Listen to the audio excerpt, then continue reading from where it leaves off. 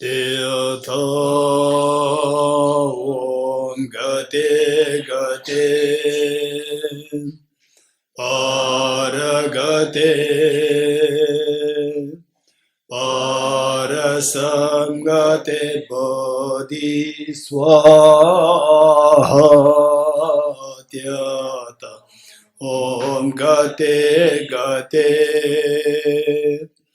Paragate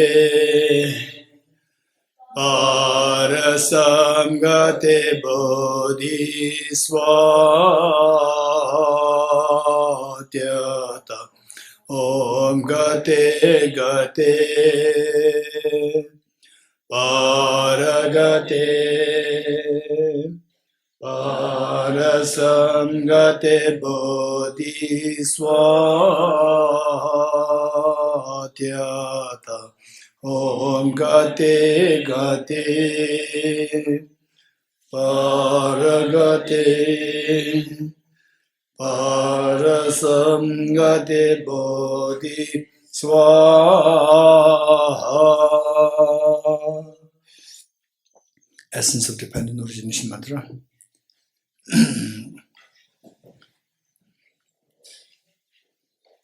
Page 6.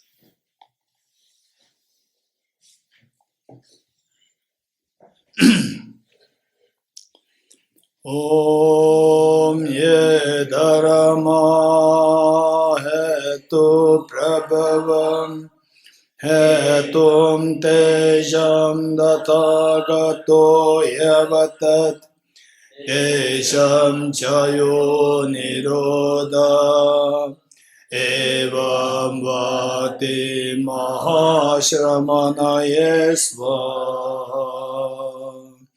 Om Ye Dharma Hetu Prabhavam Hetum Tejam Datagato Yavatat Tesham Chayo Niroda Evam Vati Mahashramana Yesva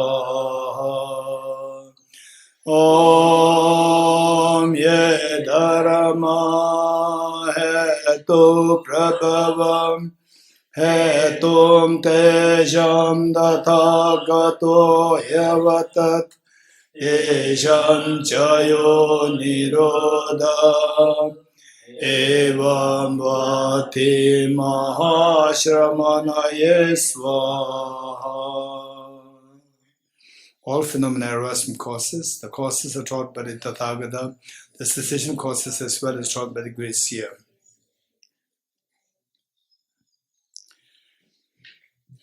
Okay.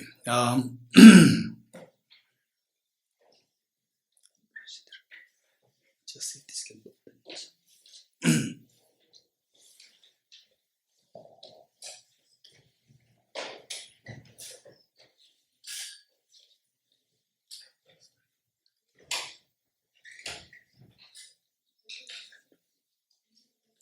Thank you. Okay. So this morning, what we discussed is that the important thing is, what is the final remedy to cleanse the mind, to undertake the journey of cleansing the mind, is to introduce the wisdom of emptiness. This is what we learned. And for this wisdom of emptiness, though you have it, then to what extent this wisdom of emptiness will cleanse your mind depends on your motivation. If the motivation is, they say, this remedy, the wisdom of emptiness, will take you to nirvana or it will take you to Buddhahood, depends on the motivation. And if that is, they say, this wisdom will take you to nirvana with what kind of motivation? You remember that? Renunciation. Okay, these are the technicalities that we are not to miss. So if this wisdom of emptiness is complemented and driven by the motivation of renunciation, it'll take you to nirvana. Whereas if it is driven by bodhicitta, will take you to Buddhahood. Let's not forget it. So, which means that that one thing, renunciation, bodhicitta, these two must be cultivated. These will never arise spontaneously. Two things, renunciation, bodhicitta. And the actual path which helps us to cleanse our mind is the wisdom of emptiness. And this wisdom of emptiness should have two qualities. You remember that? One which is the sharpness of the wisdom, and the other one is the steadiness of this wisdom. The sharpness of wisdom is to see how refined you see the reality. How refined you see the reality. Reality is so many layers, which we're going to discuss now. And then alongside the stability, the steadiness of this mind is required. In all, we require 4 things subsumed under 3.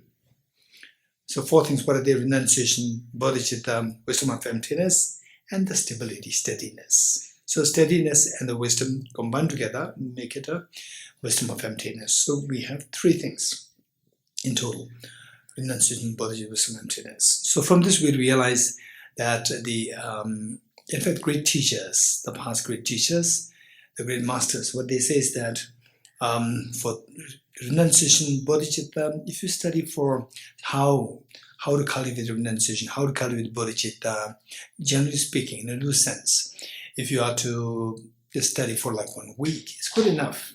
That you'll get a good picture of these two, and then you have to actually practice them. When you practice them, it can be at times very demoralizing because experience does not arise. It takes a lot of time for experience to come, and it's quite demoralizing. But the point is that study-wise is very easy, but experience-wise it takes a lot of time for the experience it. Whereas for the wisdom of emptiness is very different. That study-wise it takes a long time. It's not just 1 week, it's not sufficient at all. People study for years and years and years. And then if lucky that in this group we have a mixture of some who are already studied the Dhamma for a long time, that do very systematically. And okay, how many of you from NMC, non master's course, or the jumped into NMC? 1, 2, 3, 4. The CJ, NMC, NDC, NDC. I jumped into NMC. Okay, so 1, 2, 3, 1, 2, 3, 4, 5. And then the NDC. Okay, NDC. Okay, there are many of you there for NDC. So why I'm asking them to raise their hands is that when you're in the group discussion, you want to identify them. You see that you will get a picture that, okay, they actually went through this. And when you hear from them, their personal experience, sharing of how they went through, and then how important it is for one to study more extensively, then you'll be inspired. So therefore, this is not totally a group of newcomers, but it's a mixture. So particularly newcomers, you can learn from the seniors. Okay. So there's the wisdom of emptiness requires extensive studies, and I'm glad that we're doing this text, although it's a little technical, but I'm very happy that we're doing this, and this will give us some kind of idea that it requires extensive studies. With extensive studies, what about the experience? The great masters said that if you do extensive studies, then you spend a little bit of time in a meditation to really reflect on this.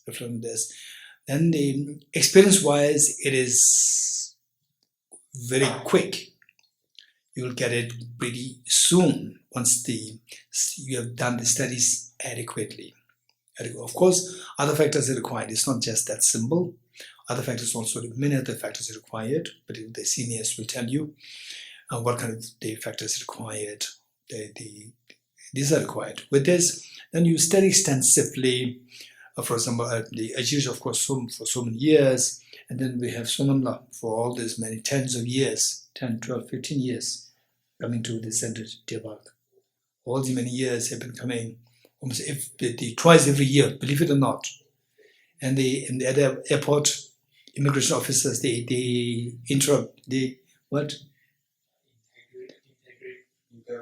Interrogation, yes. They interrogate, how come that you're coming to India so often? Right? Or do you have any business? Huh? On tourist visa, how come that you're coming so often? How come? He's being interrogated. And so they not knowing that he's actually coming for this wisdom maintenance for all these many years. So the point is that we can learn from the seniors. Okay. So what is emptiness? This is background should be required. So for that, for emptiness, that there are many wrong understandings there, misconceptions there. Let's be very careful. Before we start with emptiness, two questions. That is so important.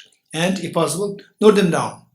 Later on, if ever you ask you ask one question again, before you ask this question, you go back to the first two questions, with which we begin the teaching on emptiness. The first question: do things exist? We talk about emptiness all the time.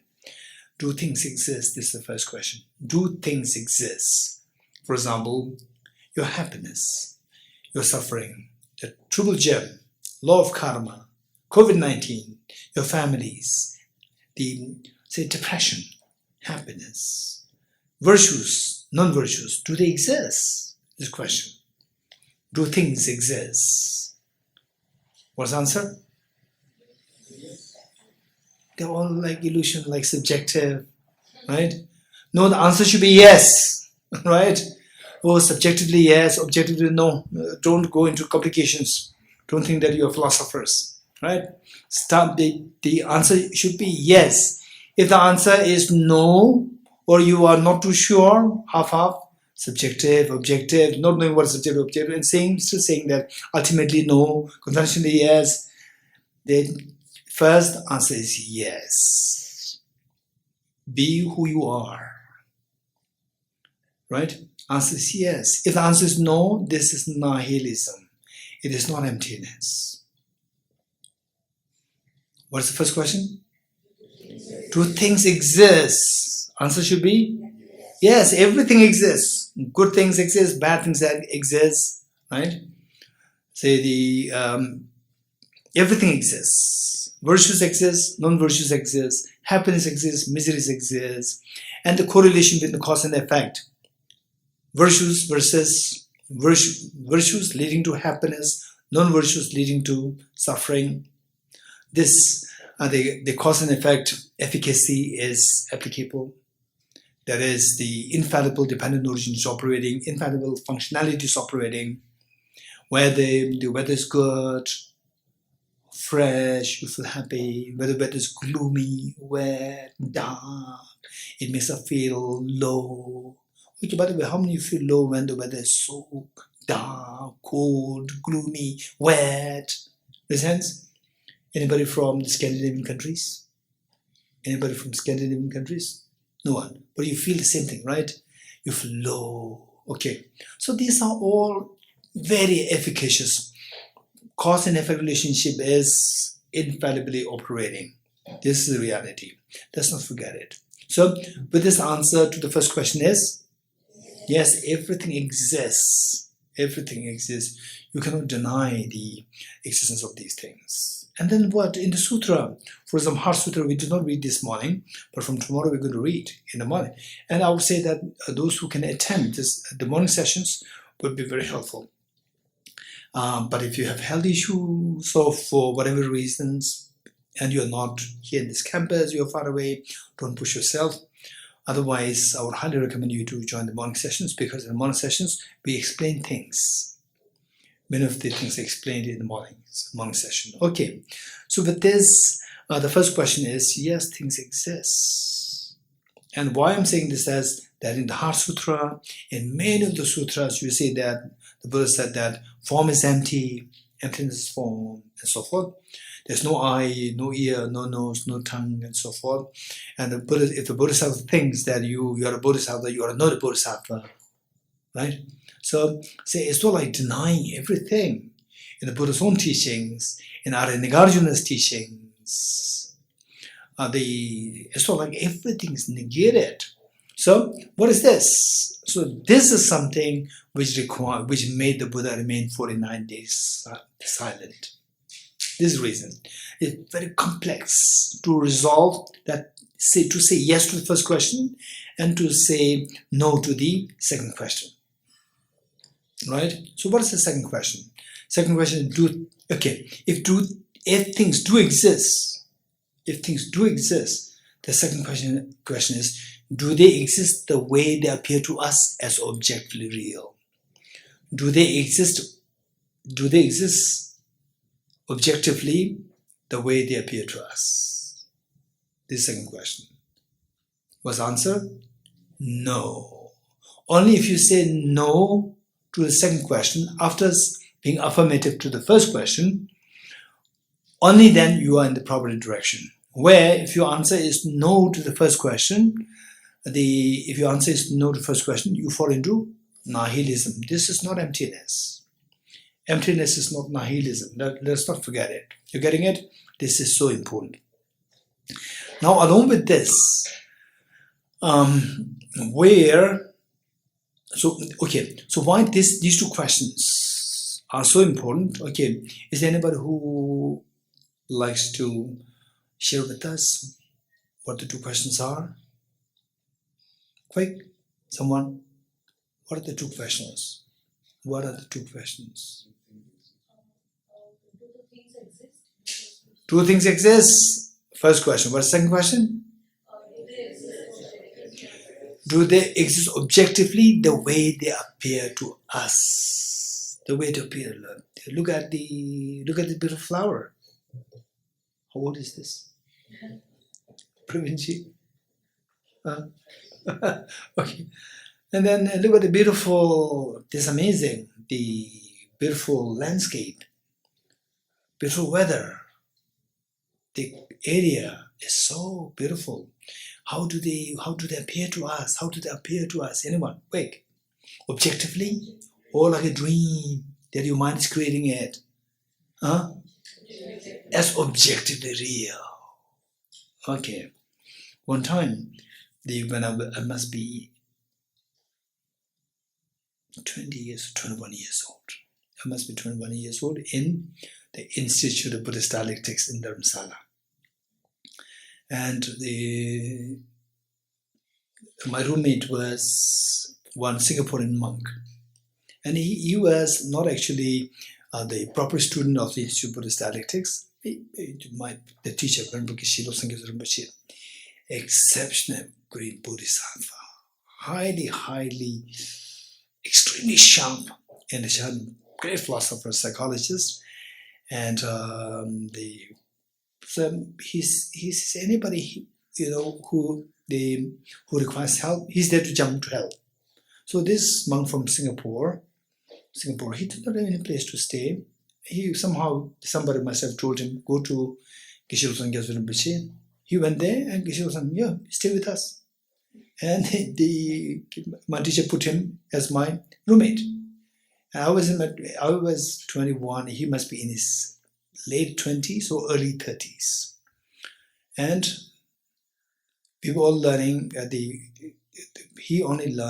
learns in English. He doesn't speak Tibetan. So our class is all in Tibetan. So how he's taking the class, I don't know. He was originally from the ABC. He was originally from ABC, Amitabha Buddhist Center. Then he was also learning about emptiness, emptiness object reality. And one day, in Dharamsala, up there, people must have noticed weather, particularly nowadays, is so wet, foggy, dull, right? Okay. And once in a while, you will have a beautiful sunshine day. So once he opened the window, and it happened to be a sunshine day, he opened the window and he said that, Dorji, how can we say that this is not intrinsically real? This is not objectively real. This beautiful sunshine is not objectively real. Okay, this is what he said. It reverberates, right? It reverberates so well in my mind, even today. Okay, so the way we see things, everything is objective real. That is the prison in the mind. This is the prison of mind. Prison means where we suffer. We continue to suffer. Day by day we suffer. Seeing things objective real, that is a prison. Okay, so with this, where the Buddha taught that nothing exists intrinsically real, and in fact the four seals which we read this morning, all composite things are impermanent. What next? Hey, the four seals must be on your fingertips.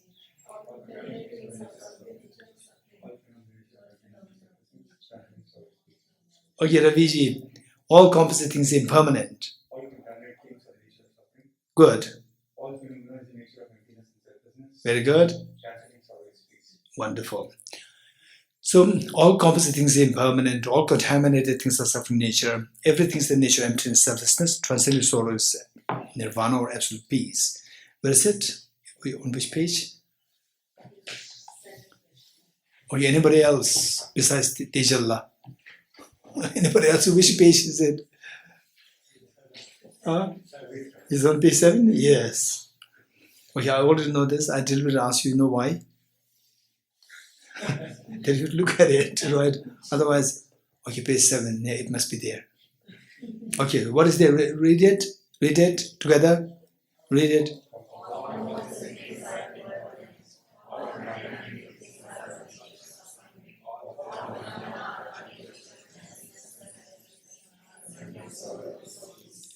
So the third line says, all phenomena are the nature of emptiness and selflessness. There is no self. You're getting it? The third line says, there's no self, which means the person is not there, self is not there. This is not a connotation. This is how we take things so literally. This is not what it means. Self is there, the person is there, where many people, they think that the Buddha taught that there's no self. And some great masters, some great teachers, in the teachings they may say that there's no self. Self is not there. So these teachers in the mind, they say the self is not there. Actually, they say the word intrinsic self. Intrinsic self, objective self is not there. This is just in the mind, it's already applied. It's already implied in the mind. There's no intrinsic self. Selflessness here is there's no intrinsic self, there's no objective self. Okay, this is so important. And because of failing to understand this, people think that the Buddha taught there's no self, there's nothing. In fact, there's one professor, very acclaimed, very senior professor, and many people respect him as this authority in Buddhist philosophy. And one day we were having a conference.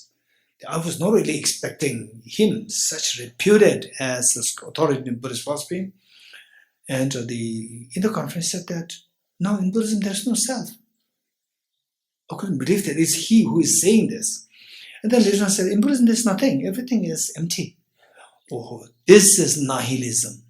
Do things exist? I says, yes. If you say everything's empty, there's nothing there, this is nihilism. Let's not forget it. Over time, you are bound to come across, through your own reflections on emptiness, you are bound to come across with, for example, if everything is empty of intrinsic nature, even if you use the word, the proper vocabularies, that everything is empty of intrinsic nature, then why should I have to eat food, right? Why should I have to eat food? Why should I have to suffer, right?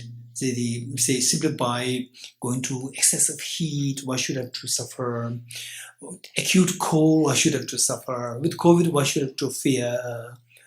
You're bound to go through these phases. I went through these phases many times.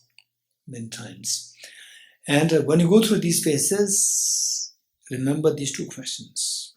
Do things exist? Answer should be yes. In a way, when you go through these phases, experientially, through your own journey of reflection, when you go through, it's not that you have to be blamed. This is what everybody has to go through. So once you cross this once you cross this phase of the question, then you understand the emptiness will start to take some root there. Okay, this is how it works. But this, the say, what is emptiness? So what we said is, we've been two questions. The first one is, do things exist? The answer is yes. Second one is, do things exist objectively the way they appear to our mind? Answer should be no, right? Only if the answer is no to the second, not to the first, then you are in the proper track. Okay, so they say if things, particularly the vocabularies like, do things exist objectively, right? Objectively, no, things don't exist objectively. Look at this. Okay, so if I say no, but look, it makes sound. From the object, it makes sound. Objectively is making the sound. All these thoughts will come to you, right? So the answer is, from the object, there's nothing there. But from the subject, everything is there. So this is what we have to first need to have these printed in the mind. Do things exist? Yes. Law of karma exists. You do good, happiness follow. You good, bad, you do bad, miseries will follow. Efficacy of cause and effect, all applicable. And the functionality of the world is the infallibly existent. So all these things should be in mind. With this, then how to reconcile these two things? Things exist, but they don't exist object. From the object, there's nothing there. Things exist. How to reconcile this? Okay, anyone? How to reconcile? But those who have already learned about emptiness, how to reconcile this? That things exist, but not from the object, from the subject. Things exist. How do you say that from the subject exists, then it suffices existent? What makes you to say that? Anyone? Okay, this is a very serious question. In other words, getting some idea of emptiness, and then conforming to the functionality of the world. Getting some understanding of emptiness and yet conforming to the functionality of the world, that is a challenge. That's a challenge. So for that matter, what is it? Yes, this is a challenge for many teachers, even the Lama Tsongkhapa, whose writings we're going to use oftentimes for the understanding of emptiness. Even he went through this issue, and he asked this to Aramanjushri. And Aramanjushri gave some directions about accumulation merit is required, and many other factors taught. And then finally, the Lama Tsongkhapa, realized this emptiness.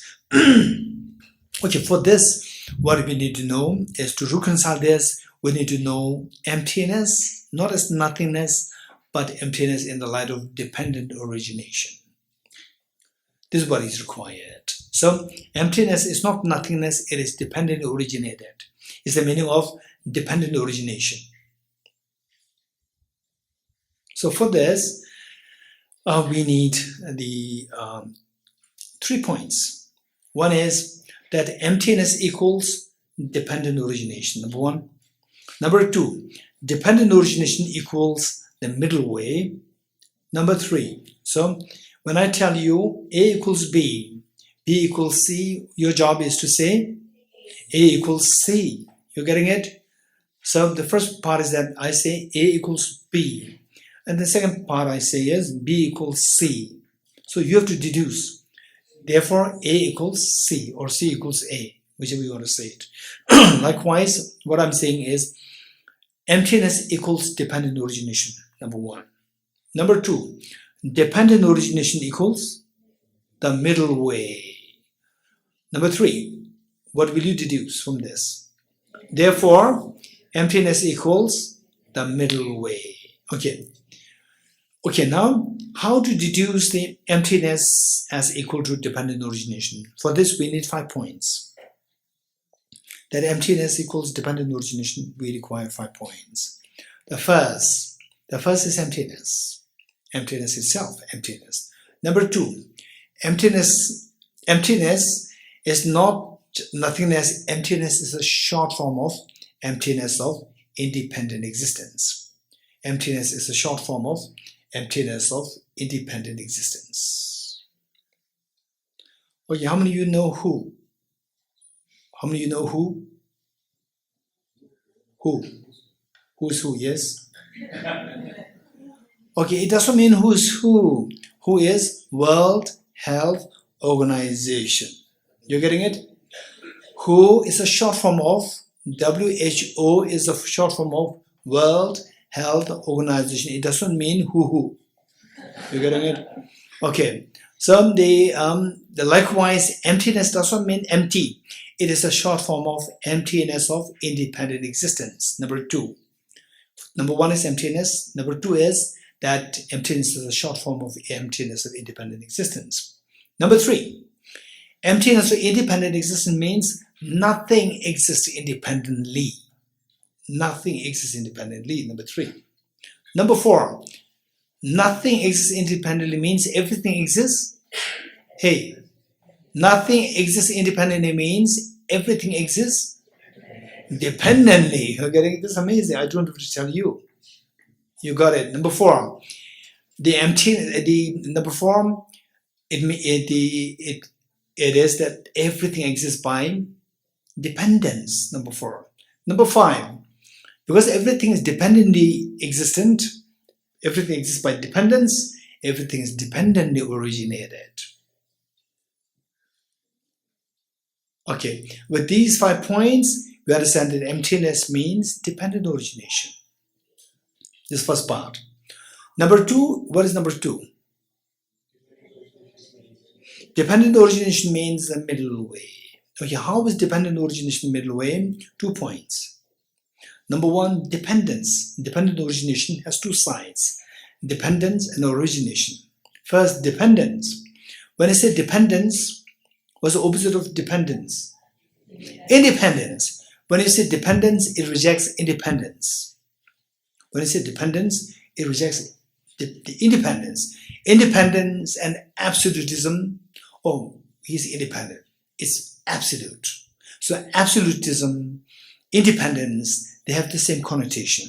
So when you reject dependence, when you reject independence, you're rejecting absolutism.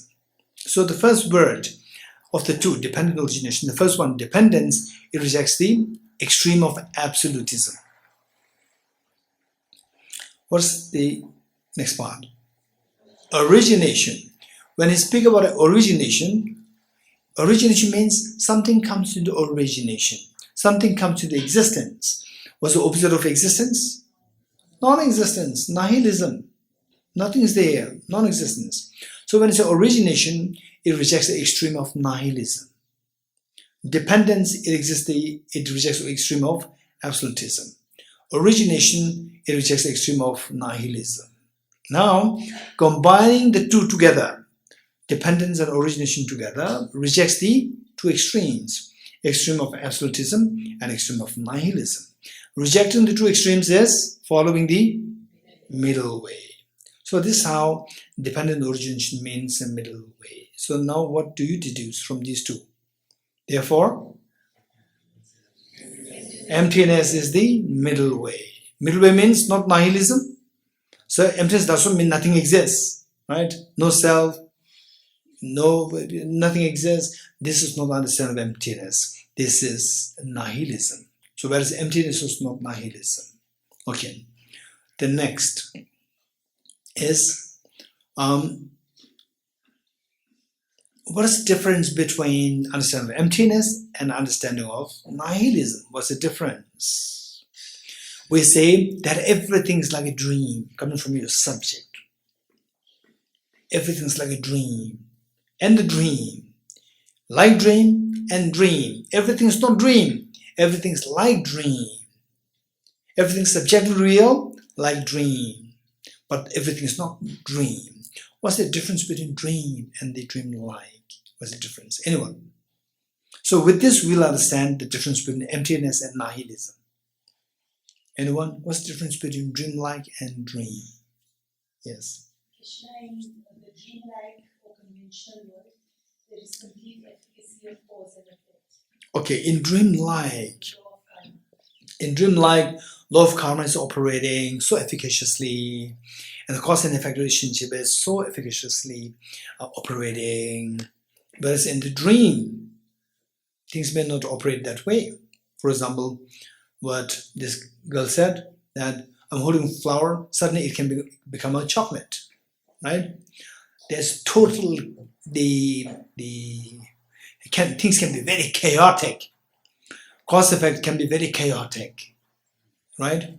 So where the cause and effect is not, say, the what infallibly operating, that is the dream, that is just imagination, that is nihilism. Whereas in the dreamlike nature, where things do exist, it is dreamlike, not dream. That the functionality is operating so efficaciously in the world. That's the difference. Okay, but this we talk about what we talk about. When we speak of the emptiness should be always understood in the light of dependent origination. So, what is the mark of having understood emptiness? Or, at least, what is the mark of being in the correct direction towards emptiness? Is that when say you study emptiness, and then are you going to nihilism, or you're going to say the emptiness? How do you distinguish the two? Is that while you study emptiness, and if your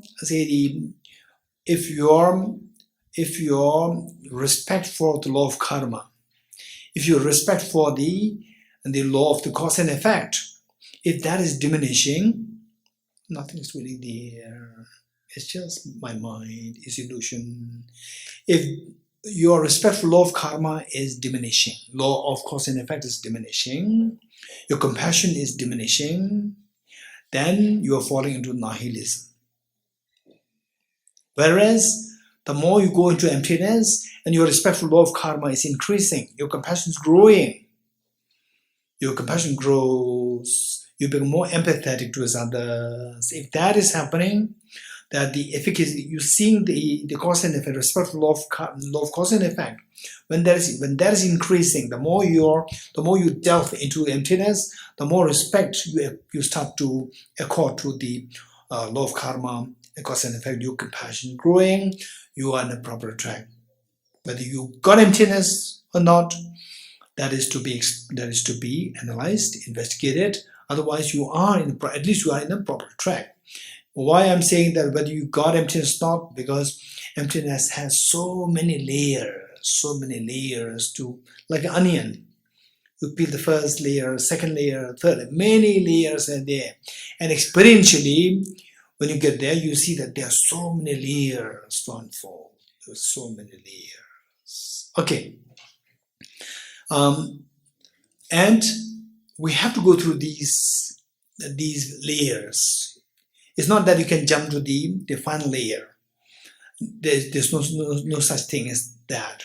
It's only through going through this journey that you continue to uncover the more and more subtler and subtler layers. Okay. So what is emptiness? This next question. It's not nihilism. Not nihilism. Yes. Even a nihilist, when you go deeper nihilism, it says this is also non-existing. Then it goes towards union. When they go deeper into nihilism, they negate that too. They have to go to the direction of union. Okay. Okay. So the point is that there are many people who meant to be going to emptiness, actually go to nihilism, and the indication is that they become more and more cold, less and less empathetic towards others. When that's happening, the person is really going deep into nihilism. Very scary. It's very scary. Yeah. Okay. So what is emptiness? This is the question. at least intellectually tell me what is emptiness from what you learned yesterday and today. Quick. What is emptiness? Huh? Just speak. What is emptiness? Huh? No independent origination, no independent existence. Good. Anyone else? From what you learned? Huh? Is the middle way. Huh? Empty of objective existence. Wonderful. Amazing. Empty of objective existence.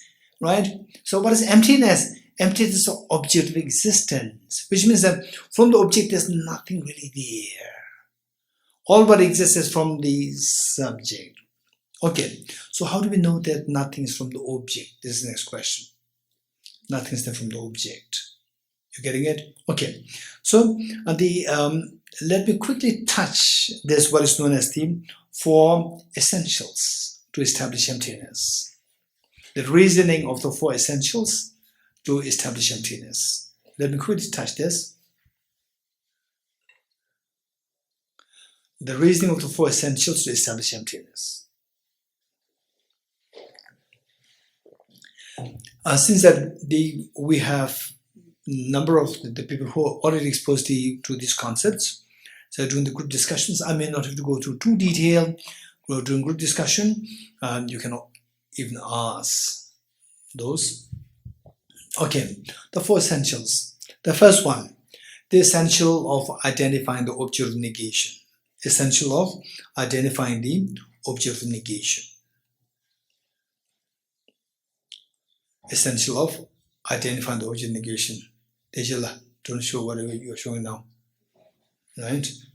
Okay, essential of identifying the object of negation. It can be more harmful than benefit. Number 2, the essential of identifying the object of negation. Negation. Negation. Number 2, essential of understanding the emptiness. Essential of understanding the emptiness of the, what did I say? Essential of, number 2, essential of understanding the, no, that's the first one. First one is essential of identifying the object of negation. This is number 1. What's number 2? Okay, good. I said it correctly. Essential of understanding the emptiness of the objects being intrinsically one with its parts. Let me say this again. Essential of understanding the emptiness of the objects being intrinsically one with its parts.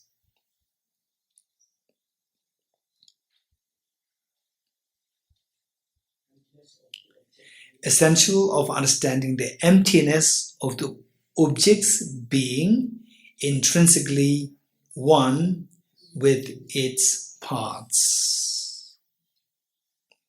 Number 3, the essential of understanding the emptiness of the objects being intrinsically different from its parts.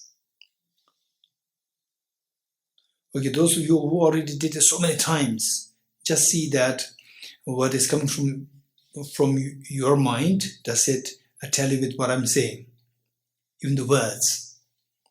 Okay, number 3, essential of understanding the emptiness of the objects being intrinsically different from its parts.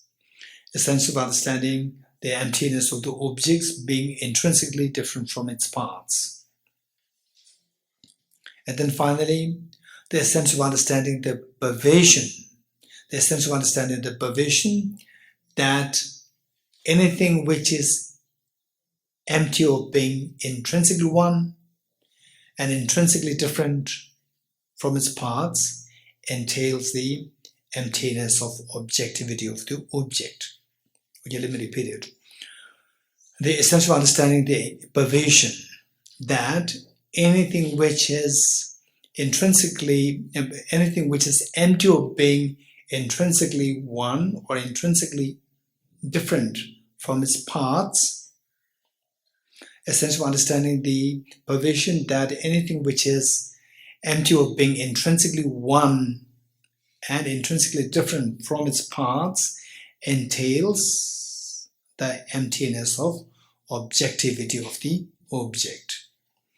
Essentially understanding the provision that anything which is empty, anything which is empty of being intrinsically one and intrinsically different from its parts, entails the emptiness of objectivity of the object. Okay, Anu has all this by heart. I can see that, yeah. Okay. You did get it? Shall I repeat it? Okay. The first one, essential of identifying the object of negation. Number 2, essential of understanding the emptiness of the objects being objects. What did I say? Objects being intrinsically one with its parts. Then number 3, essential of understanding the emptiness of the objects being intrinsically different from its parts. Number 4, essential of understanding the pervasion that anything which is empty of being intrinsically one or intrinsically different from its parts entails the emptiness of objectivity of the object. Got it? Okay, good. The first, what's the first? Rahul? Yes. When you say anything which is empty of being intrinsically one or intrinsically different from the end. Very good. Thank you. Go for and. Is it or? Go for and. Yeah. Thank you. Good. You caught me? Okay. Good. Okay. What's the first one?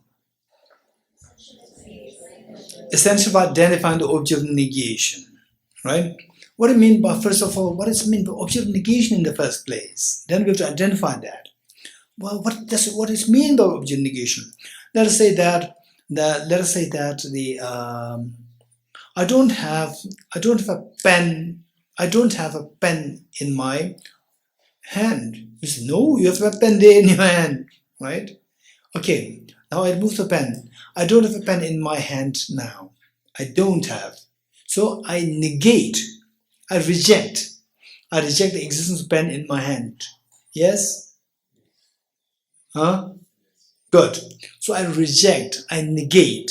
So when I say I have no pen, which means the object of negation is that I'm having a pen is negated.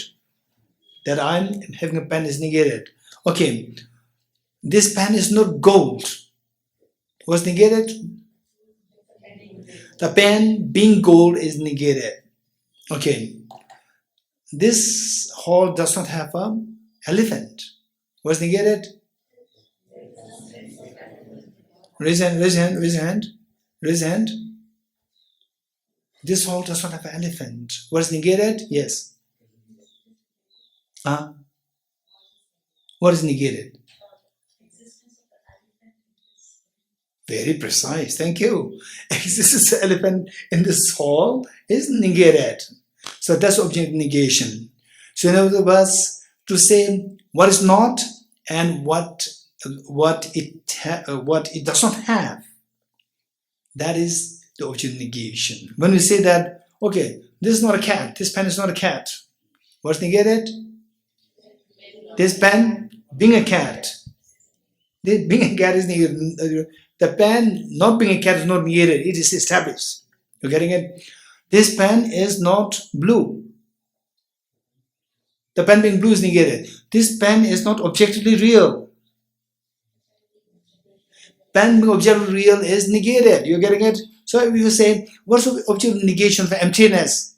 You say, what's negated? Objective existence negated. You're getting it? So if somebody were to tell you, you talk about emptiness all the time. What is objective negation? What's your answer? Objective existence is the objective negation of emptiness. You're getting it? Let's not forget it. What's the objective negation of emptiness? Objective existence is objective negation. So we need to learn some of the synonyms. objective existence, intrinsic existence, true existence, what else? Independent existence, ultimate existence, what else? Absolute existence, true existent, inherent existence, self-characterized existence. Okay, very good. Let me repeat some of them. Okay, objective existence, if you want to write them. Objective existence, intrinsic existence, inherent existence. Objective existence, intrinsic existence, inherent existence, true existence, independent existence. Okay, somebody who writes fast. What did they say? Objective existence, intrinsic existence, inherent existence, true existence, independent existence, absolute existence, ultimate existence, self-characterized existence, existence from his own side. Okay, we have 9. So these are synonymous. These are all synonyms. Let me say this again. I don't know if you should help me. Objective existence, intrinsic existence, inherent existence, true existence, independent existence, absolute existence, ultimate existence, self-characterized existence, existence from its own side. Okay, we got all the 9. Perfect. Okay, good. So these are all existence from its own side. Okay, 9. These are all synonyms. Okay.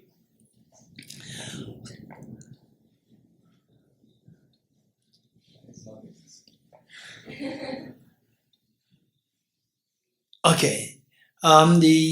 So what is objective existence? What is the objective negation of emptiness?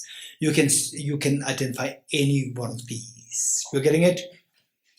Okay. So the Buddha said the form is empty. What is negated? Form is negated. Objective existence of the form is negated. Very good. Next question. What does it mean by objective existence?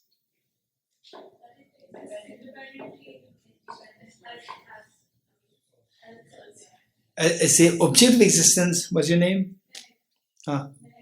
Mehek. Objective existence, Mehek says, objective existence is something existing independent of my perception of the world. Very good. Okay. And the same thing can be explained in different words. Anybody else? What do you understand by objective existence? Okay. Something existing independent of the causes, the causes conditions. Anyone else? Neutrally, not in extreme polarity or absolute. Okay, existing independent of the two polarities, right? The two sides, two extremes. Good, but don't trust my good, right? What she said is very good, but once when we're in a retreat, right? People interrupt my talk so many times. The teaching is not happening. There's just one line again. Somebody raised their hand. So I said, very good, very good. So the host of the program said that all of you don't be too excited when Geshe said very good, very good. Actually, he meant shut up, shut up. Yeah. Right. Okay, this is what it did not come to my mind. She said it, and in a way, is it true? Right? Okay, so don't trust my very good, very good. Right? Okay, good. Anyone else? Huh?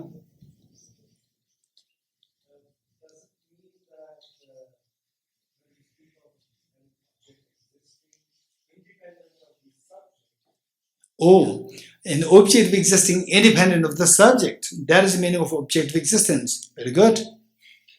That's real very good. Okay, anyone else? Anyone else? Something existing completely from its own side. Something exists from his own side, nothing to do with the subject, right? Complete from his own side. Very good. More? Okay, this is extremely important. Okay, for this, this invariably takes me to share with you the three divisions of dependent origination. Three divisions of dependent, or three levels of dependent origination. One, dependent origination of the results dependence on the causes. Dependent origination of the results dependence on causes, or simply put, dependent origination of causation. Dependent origination of causation.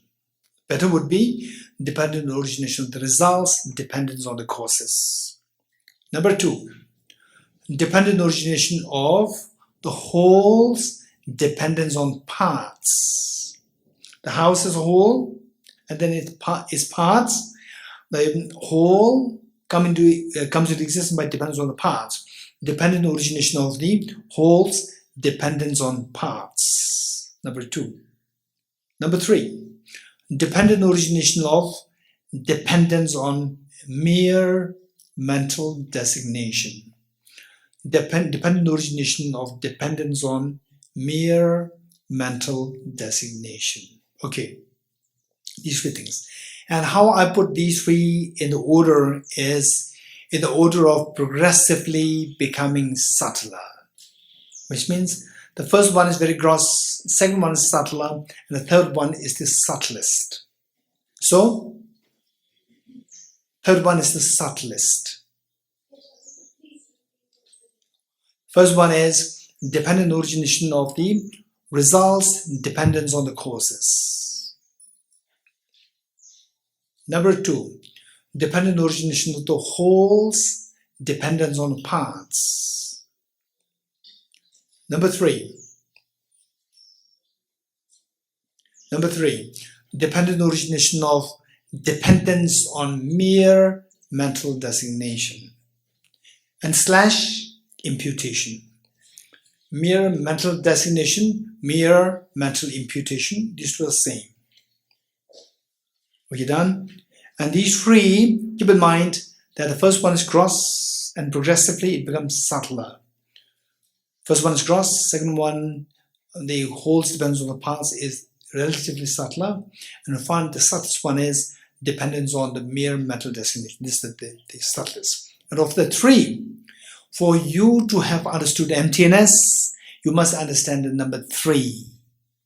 If you don't understand number three, you have not understood the emptiness.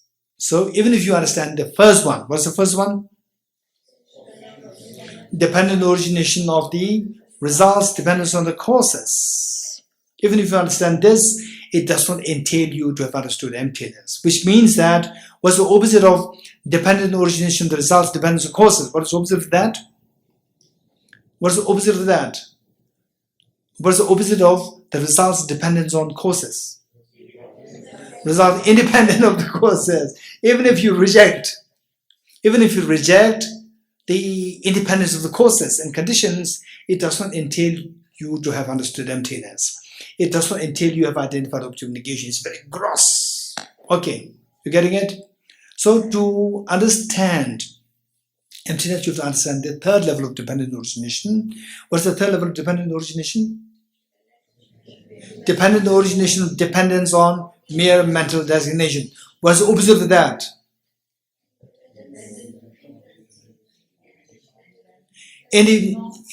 Being independent of mental designation. Being independent of mere mental designation. So, being independent of mere mental designation. Okay, gentlemen, the last one, what's your name? Anirban. So what Anirban said, independent of mere mental designation, subjective designation. That is the object negation. Only if you identify that as object negation, you have done a job. Otherwise, if you identify the opposite of the first two, it doesn't entail you to have identified object negation. What is object negation? The moment you negate it, you should understand emptiness. You should get emptiness. Even if you reject the opposite of the first two, does not entail you to understand emptiness. Okay. So with this, for this, what is so important is okay, I should go to this. Okay, let's go to go a little more into detail of the first one. Essential understanding the object negation. We need to identify two things. One is maximalist redundancy and minimalist inadequacy. You have to identify these two things: maximalist redundancy and the minimalist inadequacy. What is maximalist redundancy? Is that, for example, you say, if I say that, what's the problem? If you say that, okay, Geshe, say something about emptiness.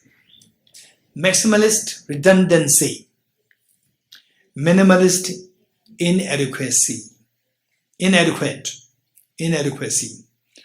Okay, Geshe, tell us something about emptiness. Emptiness means nothing exists. Emptiness means nothing exists, right? Is it correct or not correct? Not correct. What's the problem with it? Resent.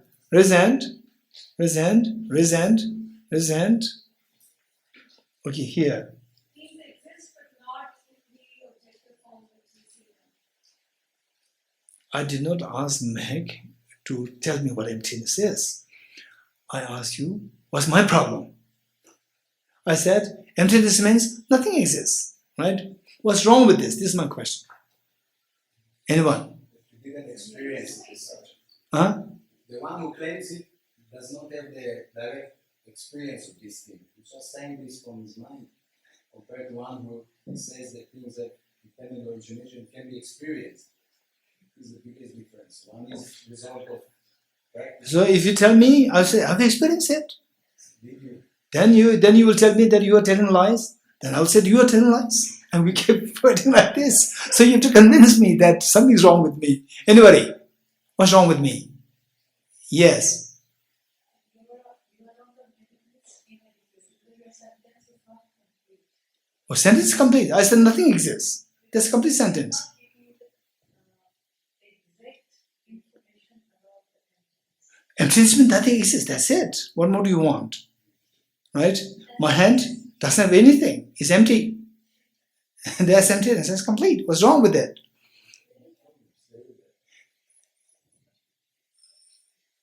Anilvan? Yeah, I think that's an absolute state. Uh-huh. So, I mean, in some ways, it signals maximum redundancy. Okay, here it says minimalist inadequacy, and you are saying I fall into maximalist redundancy. You're saying nothing exists. Yes, I said nothing exists. Everything is redundant. Yes. So it's a maximalist redundancy. Okay, so there are two views, right? There are two views. So later on, after me, right? After I leave the world, then two traditions will evolve, right? One will be Indrajitism, and the other one is Anirbanism, right? Two traditions will evolve, right? They contradict each other. They all rooted from Geshe Dorji, right? Right? Two traditions will evolve. So which tradition would you follow? This one or this one? Okay, the minimalist inadequacy. I said that nothing exists. Emptiness means nothing exists. The Father said no law of karma, no good, no bad, nothing exists. This is emptiness. So this, the Indrajitji is saying that this is the problem of the minimalist inadequacy, and Anil Banji is saying that this is a problem of maximalist inadequacy. So how many of you would say that this is a problem of maximalist? How many in the first place, how many of you would say that my statement is wrong? That emptiness means nothing exists. This is not the correct understanding of emptiness. There's some problem there, resents. Good. What problem? So the problem should be one of these two: minimalist inadequacy or the maximalist redundancy. So which of the two problems? So how many of you would say it is a problem of the minimalist inadequacy? Raise hands. Okay, how many say it is maximalist redundancy? Raise hands. Okay, what is maximalist redundancy? What is minimalist inadequacy? This is what we have to know. Maximalist redundancy is you negate more than what is to be negated. You're getting it? Maximalist is redundant, right? You negate more than what is to be negated. That is maximal redundancy. Minimalist inadequacy is you negate less than what is to be negated. So when I say nothing exists, the flower, does it exist objectively? No, not at all. The flower does it exist? No, not at all, right? The flower doesn't exist. Objective flower doesn't exist. Okay. Am I negating more than what I'm to negate, or I'm negating less than what I'm negating? Huh? Indrajitji? No. What am I doing? Am I negating more or less? More. So if I negate more, if I'm negating more than what is to be negated, this is known as falling into the problem of the maximalist redundancy. You getting it? Okay. So we fall into maximalist redundancy. Okay. Let's say that the what is meant by emptiness? Emptiness means that things are empty of, that things are empty, that things are dependent on cause and conditions. So what you reject is independence of cause and conditions rejected. Independence of cause and conditions rejected, empty of being independent of causes and conditions. Okay, what's the problem? Is it a problem or is it not a problem? It's a problem. What's the problem? Maximalist redundancy or minimalist inadequacy? Tejala? Minimalist inadequacy. Why? It's an under-negation. It's not negating the full extent of how the object exists. Okay. I say it only negates a part. It does not negate it does not negate the full. What is to be negated? It leaves something there, right? Even if you say that this flower, yes, okay, this flower is not independent of the cause conditions. No, it's not independent. It is dependent on cause conditions. Okay, so you understand it. Still, you believe that the flower is objectively real, which means that while you reject the flower to be independent of cause and conditions, but still, which means you understood that the flower exists dependent on the cause and conditions, but still you can believe that the flower exists objectively. You getting it? So which means that you fail to identify the what you in fact this says that what you identified is less than what you have to negate. You identified less than what you have to negate. Okay, you're not able to identify the full what is to be negated. That is minimalist inadequacy. So the point is that we should not fall into these two problems. If you fall into one of these two problems, then everything exists, right?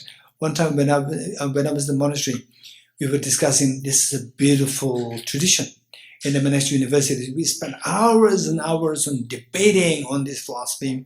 And after the debate, for example, some of the debates once in a month, and the yearly debate, that is something which is all the monks come together, like all 2,000, 3,000 monks come together, and then the Geshes, they sit for those who are sitting for the Geshe, they read that year. They have to defend the positions, and the whole monastery, all thousands of monks, the big scholars, the earlier former Geshes, all the abbots, they are all to test your skill. They'll throw questions to you. It's very scary. Very scary. Including His Holiness the Ganden Tirupati, highest of, even they will come to throw questions on you. You have to defend your position, right? Oh, you're very scary and nervous. Okay, so and these starts from like 6 p.m. and then some prayers, then debate goes on. It can go like 1 a.m. It can go till like 1 a.m. And then with the smaller debates, group debates, then after the debate, then the younger monks, they would come to the senior monks, and they have some internal, not like a debate in a physical, with a physical, rigorous physical action, but more like a discussion happening. And the younger ones will ask questions to the seniors, will ask questions to the juniors, and then all these things happen. This is very experiential, very beautiful. So one time, some junior monks, they came to my room. It was already like 2 a.m. 2 a.m. and we were discussing. And then I was explaining the mind-only philosophy, where only the mind exists. And the young monk, the junior monk, he said that he's very innocent. So innocent, he said, no, everything's mind. It doesn't make any sense. This is what he said. It doesn't make sense. Look, it's there. It's not external. It's not mind. It's there. It's outside. It's external there. This is what I explained to him. This is what he was telling me. Then I tried to explain him how it is, one step by step. Then the next day, he said that, oh, the mind-only school is very interesting. Yeah. To say external things exist doesn't make any sense. So they're really going into this reflection. It's beautiful, the culture. Okay, so with this, let's not forget the 2 questions. What's the first question? Do things exist? If you say no, what's the problem? Nihilism, which means, which of the 2 problems is this? Maximalist redundancy or minimalist inadequacy? Maximalist redundancy, there's a problem. But the second, what's the second question?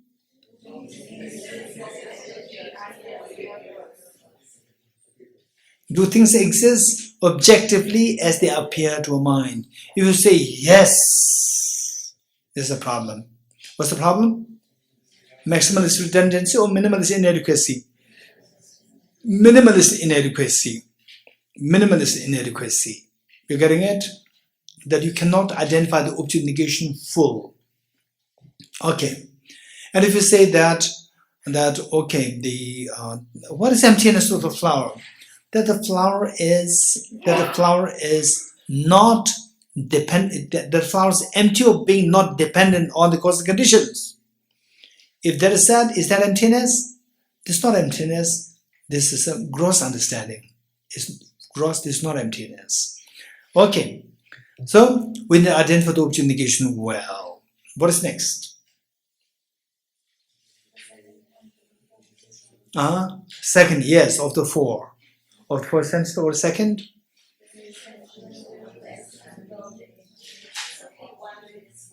Essential understanding of the object's being intrinsically one with its parts. Very good. And number 2 and number 3 go together. Establishing emptiness of objects being different from its, intrinsically different from its parts too. Okay, for this what we need to know is that, okay, what is this? A glass of water. How many are sure of this? Some people, they even don't look at me and they've said it's a flower. Take for granted it's a flower, he's holding, he must be holding a flower, right? Okay, so that I have to make sure. What is this? A glass of water. You look at it and tell me this is a glass of water. Okay. If I ask the same question to the physicists, by the way, is there any physics background here? There are several of them. Where are they? From physics. 2. Only 2. Okay. I said, if I ask the physicists, what is this? They'll say, this is electrons, protons, neutrons. A bunch of electrons, protons, neutrons. Okay, CJ, you are from law. Okay. This is electrons, protons, neutrons. And if the chemists will say this is H2O, right? And who's correct?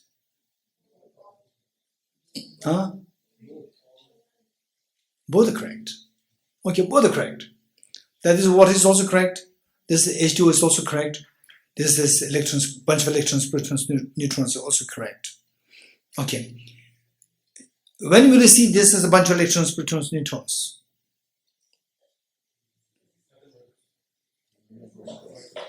Pinzola? Under electron microscope. Okay. When you look at this object through an electron microscope, do you see water? You will not see water. What happened to the water? No way to be seen. Water is empty. You're getting it? Okay. So now let's say group A. Okay, let's say group A. Okay, two faces are here. Group A and group B. Group A looks at this object through electron microscope. Group B looks at through your naked eyes.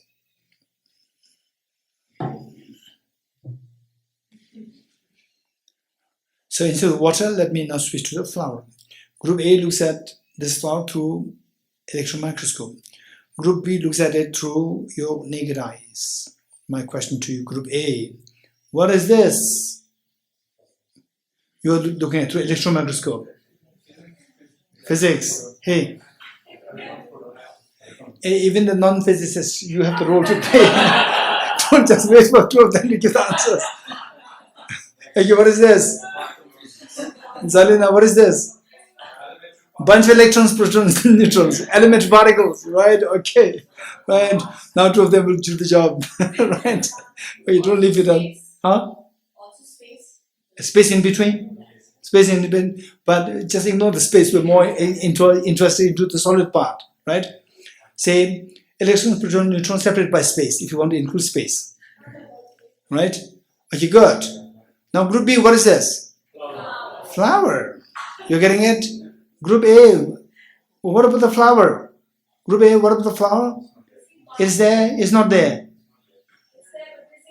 No, I'm not. I'm just imagine you have only electron microscopes.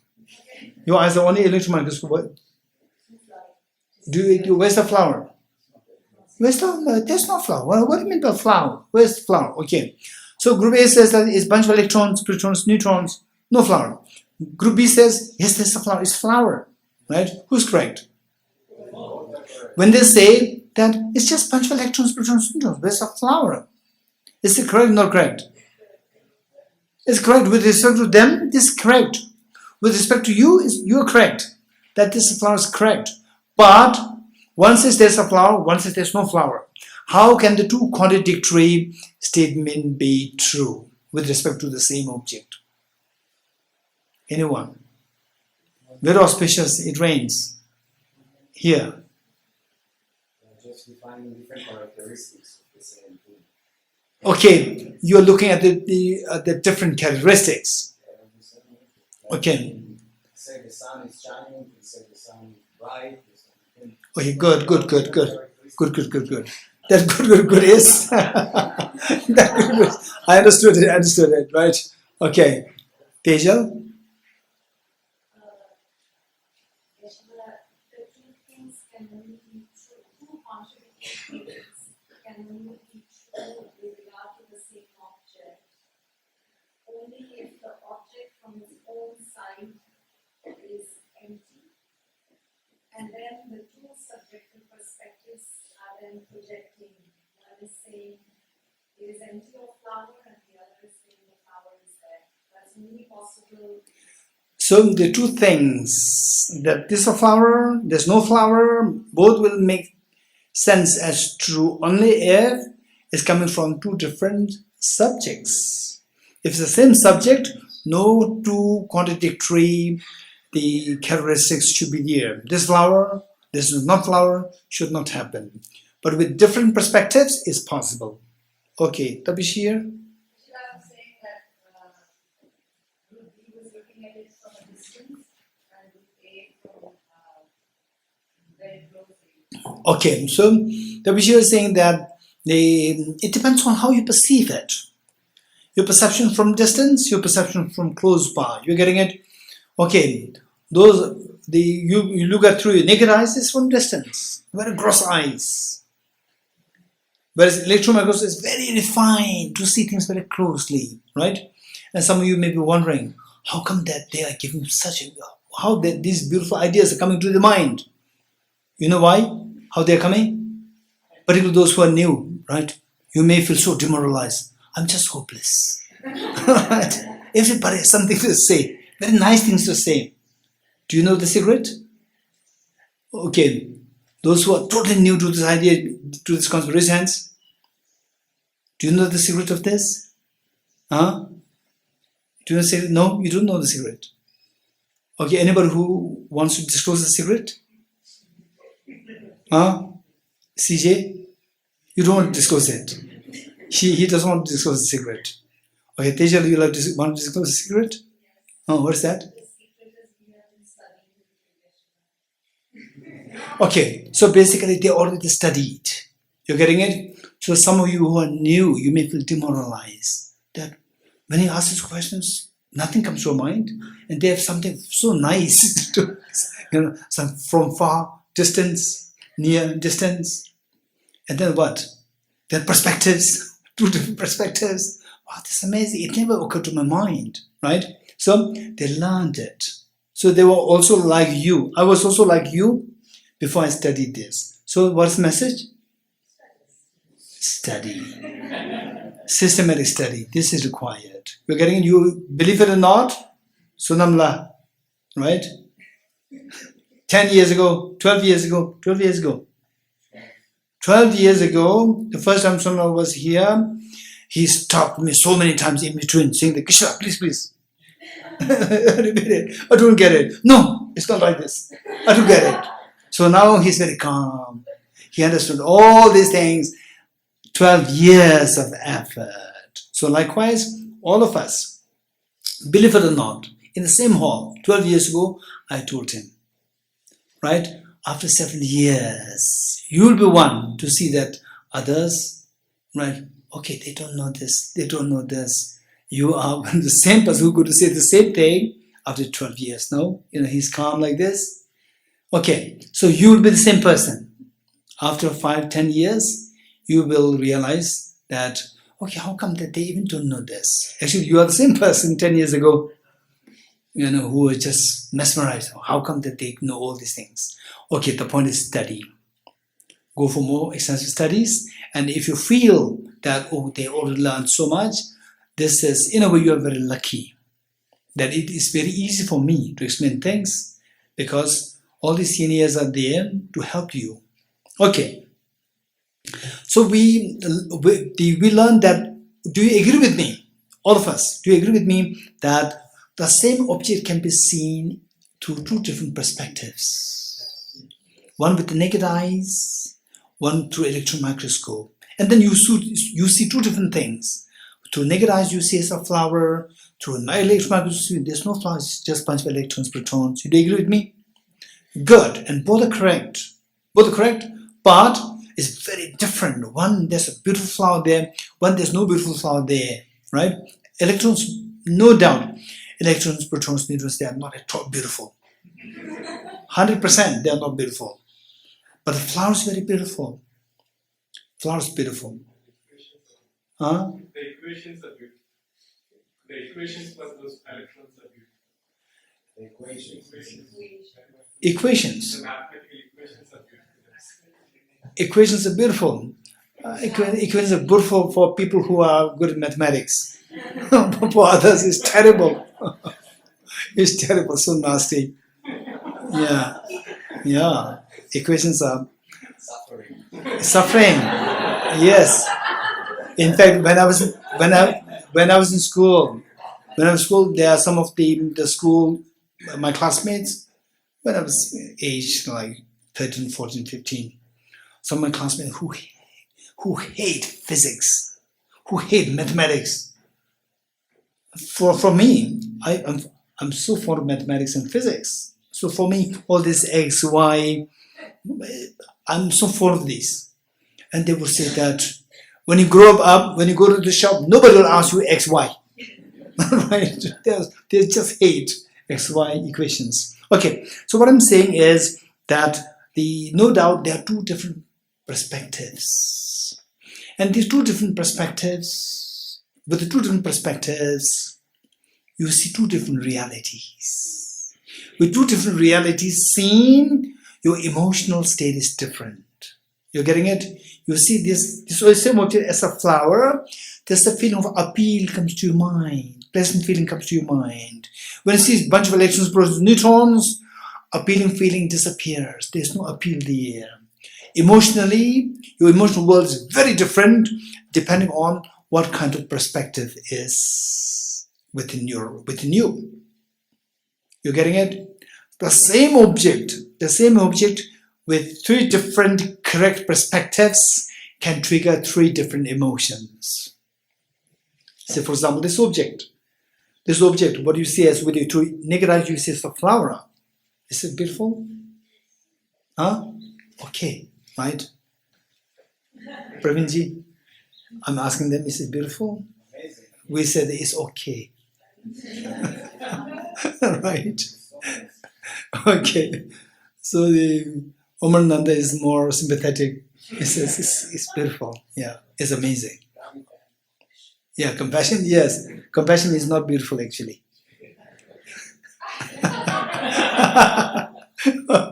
Okay. So now look. So same object, it looks so beautiful, amazing, beautiful, right? You look at it, it's beautiful. See a very beautiful flower, this very pleasant feeling comes to you. The same object, through electron microscope, you will see first the individual cells. Then through further fine-tuning electron microscope, you start to see the nucleus, the cytoplasm, cell membrane. Within the nucleus, you start to see the chromosomes. And the chromosomes, they if you see them in under the electron microscope, they're very scary to look, very repulsive to look at. Very repulsive. They're like snakes, striped, brownish snakes. This is how you see the chromosomes. So for this, I think, Pravinji, you can show the NASA company's document. We have. Sonamla may help. You have it? Yeah, okay, Tejala has it. Will help. Yeah. So this, we can see this one time. The chromosomes, you look at the chromosomes, it's like I don't mean to say that some people, oh no, what's wrong with the snakes? Of course, there's nothing wrong with the snake. Snakes, they are not there to harm us. It's only that they are afraid that you are harming them. So therefore they attack you. Not that they deliberately want to attack you. No. But we are so weak to see the snake as so ferocious, so scary. It is our weakness, not the weakness of the snake. Let's not forget it. So when you see the snake from the ordinary perspective, we see it's very repulsive to look at. So this is what it is. What are you seeing? With your naked eyes, you see it's a flower. This is exactly, through electron microscope, one point, you see it as the chromosomes with the brownish, the striped snake-like structure. Quite repulsive in your mind.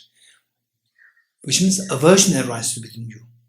Then through further fine-tuning this electron microscope, you will see the DNA molecules, electron. Then you see the atoms, electrons, protons, neutrons. Even aversion dissolves. Attachment dissolves. Aversion dissolves. Neutral feeling comes. The same object, depending on how you see this,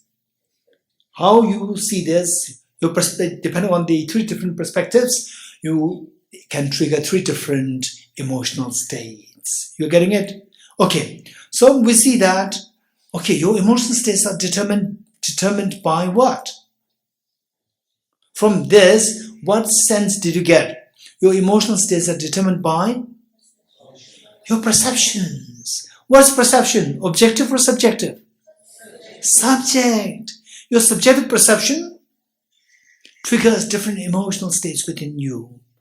Okay, now, listen, which means that what you are seeing, this flower or no flower, electrons, protons, neutrons, it all depends on your perception. How many you would agree with this sense?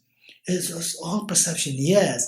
Even though it may not be too strikingly clear to your mind, still, thus far from this discussion, yes, it's your perception, how you whether you see the flower through your naked eyes, through electron microscope, you will not see the flower, you see a bunch of electrons, protons. How you see the object depends on your perception.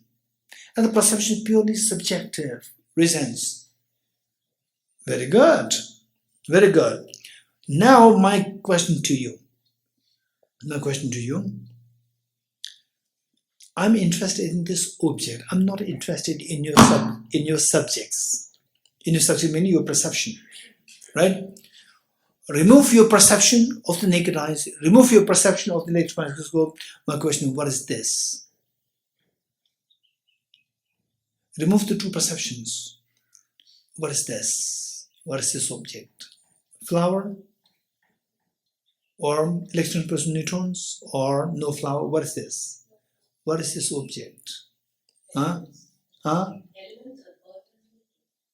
Okay. Okay, is this flower? Remove the two. If the two structures are removed, is flower? Huh? My question is, remove the two perceptions. My question, what is this?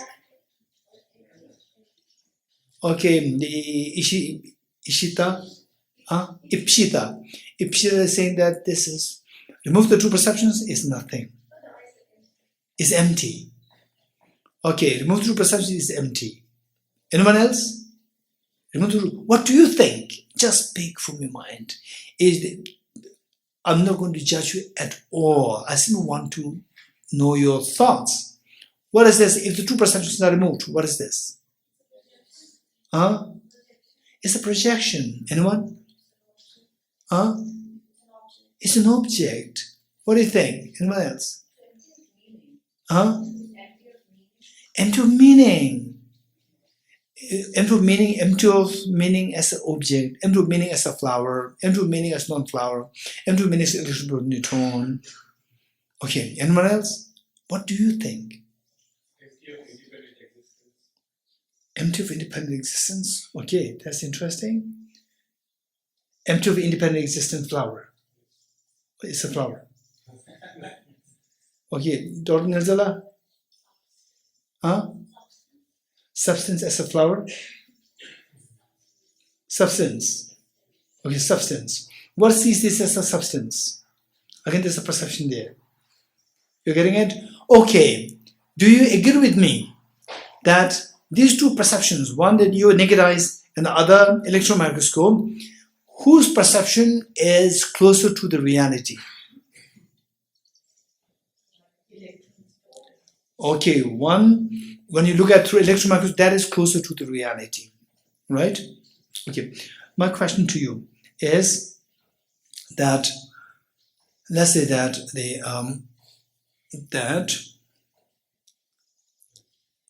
yes. What is reality? We said that electron microscope is more realistic than flower which we see. From the naked eyes, then? The object we are seeing through electron microscope is more realistic. So, object as seen through electron microscope, that is what sees the object more closely. What's the reality? This is the question. What is the reality of this? Is it a flower or is it non-flower or what? What is this? Huh? Doesn't matter whether it is not. It doesn't matter, right? Okay. So it doesn't matter whether it exists. It doesn't matter. Huh? What is the truth that? That it exists. There's something exists. It's there. What is that? Flower or non-flower? Huh? Empty of label. So there's object there. There's something there, but it's empty of label. Something is there. Okay, good. Something is there. So all the subjects removed, and something is there. Something is there which is independent of the mind. So that is objective existence. Objective existence exists. It's not to be negated.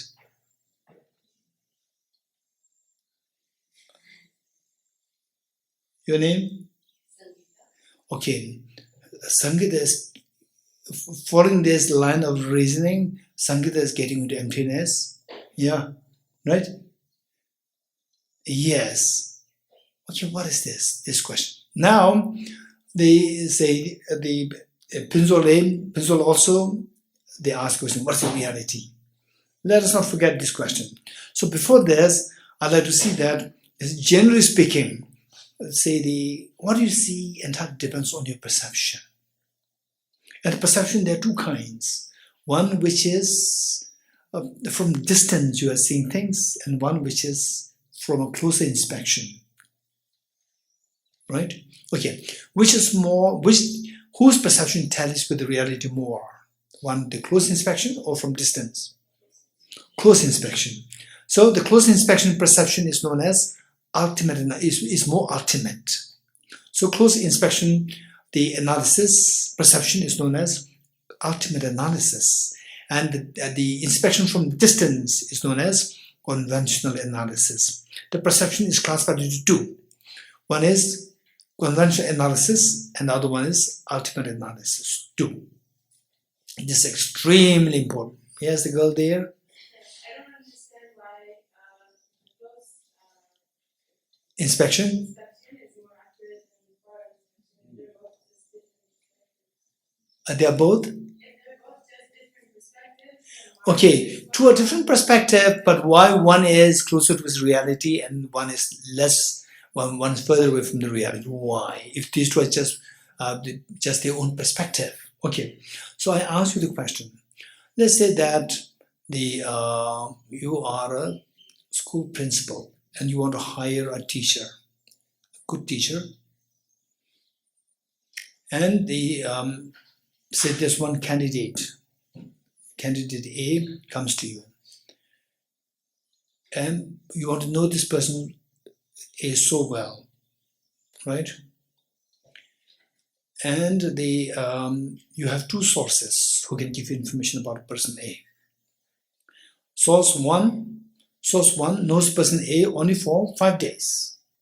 Source 2 knows the person A for the last 10 years. And both are their descriptions are very opposites. And both are the very, what do you call it? They don't tell lies. Which of the two sources is more reliable for you? maybe I need to learn both sources because maybe the one that knows him for 10 years, then 10 years ago he was a completely different person. For the last 10 years, not only 10 years ago. You're getting 10 years ago, and for 10 years is very different. Yeah, but maybe also the perspective of someone that knows him for 10 days is also valid. So these two people, source A, source B, both are equally smart. Not the source A can be more smart. Equally smart, but source 2 has known this person very closely for the last 10 years. Be very honest. I think, being very honest, yeah, I think it's just two different perspectives. I know that. So, So which do you, I'm actually checking whether you are a good principal or not. Yes. Huh? if I could rely on both, it's best. No. So the two information, they're opposite information. Hey. Right? Contradictory information. Okay, who do you take more seriously? Information source A or source 1 or source 2? Source 2. Yeah, those who said source 2, you are eligible for to be a principal.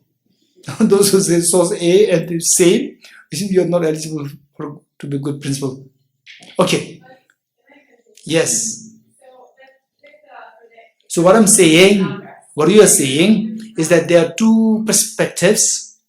It's just perspectives. It does not tell you about the reality. This is your question. You're getting it?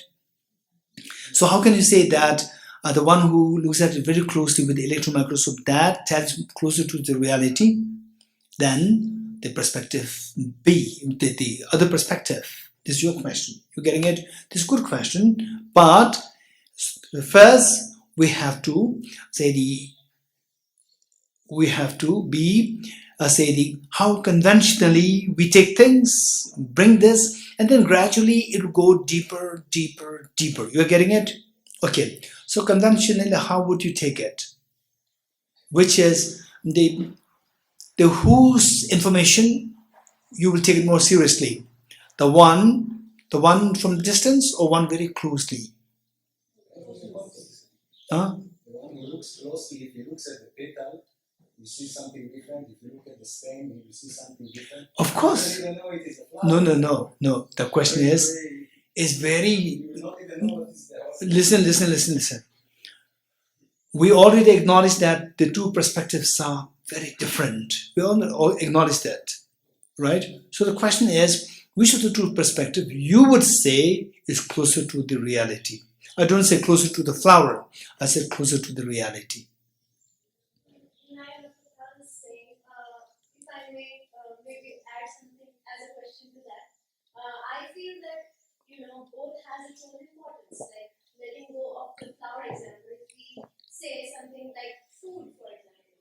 So taking food from conventional perspective, it's food, and from going within its electron, proton, neutron. So if I have to consider the ultimate reality as electron, proton, neutron, if I serve the person poison, that's also electron, proton, neutron. It's just the reality. The reality, food or poison being reality, or electron, proton, neutron being reality. Another example that is, I feel that a work of a needle. But your debate is very easy to defend. Please defend it. Otherwise, very. Yours one is very easy. So electron, protons, neutrons organized in one way, right? It is from distance you see it's a fold. Serve this electron, bunch of electrons. And then the bunch of electrons, they organize in different form. From distance you see it's a poison, don't serve this. Right? It's not just because the electron, protons, neutrons means that this is the same in both cases. No, how they organize is different. Makes sense. But from your perspective, like, which one to consider as a reality? Okay, good. Good. I take your point. What's your name? Huh? Tal. Okay. Tal, Ipshita. Okay, I take your point. Okay, Zalina.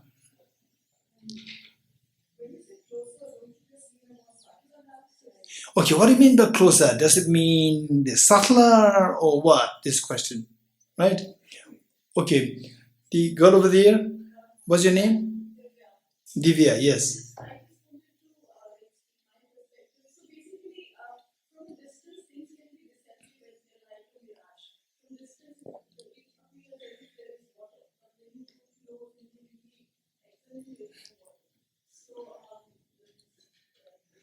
Okay, is this coming from NDC or NCC? Huh? You're not from NCC, not NDC. Huh? Okay.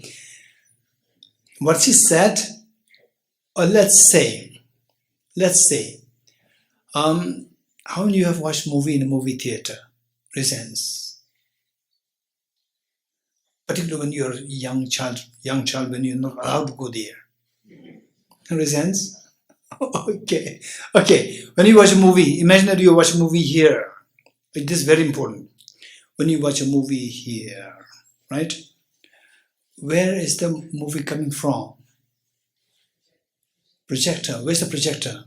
Behind you. You're getting it? The movie is on the screen, but coming from the projector. You getting it? In other words, movies on the screen is not from the screen.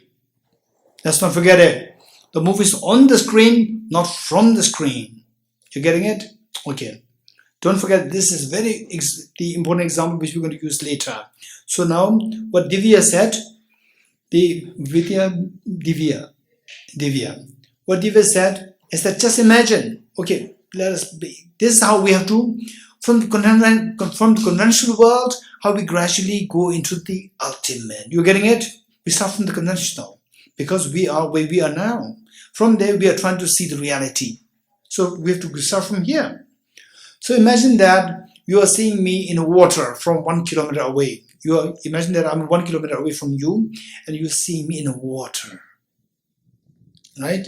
And you are just wondering, how come that is in water? Is it really in water, or what I'm seeing is deceptive, or what I'm seeing is a mirage? What Divya said?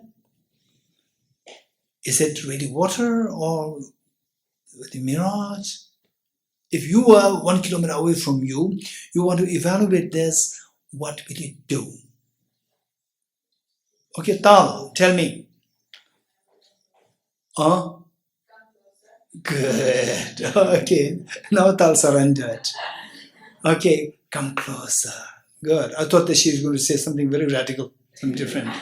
Lucky. Okay. So now she's more realistic. Come closer. Come closer, and you see that there's no water there. It's totally dry. What will you conclude? What I earlier saw was deceptive. It was mirage. You're getting it? So likewise, say, we are examining what? We're examining flower, or we're examining what? We are trying to negate the object negation. What's object negation? Flower, or the object existence of flower?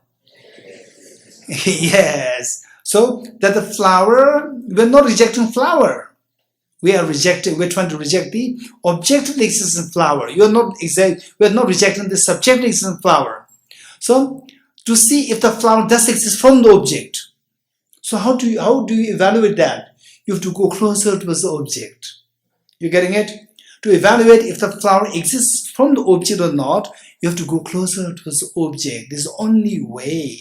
So the mind which goes closer towards the object is known as ultimate analysis. So from the object, ultimate, these two mean the same. And if you still want clarification, we'll do it later.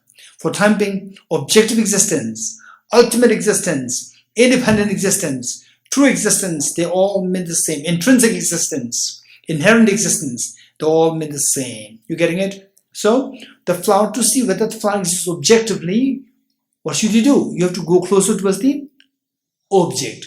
The mind which goes closer to the object is known as ultimate analysis, and the mind which keeps from distance, seeing me in water, is known as conventional analysis. You're getting it?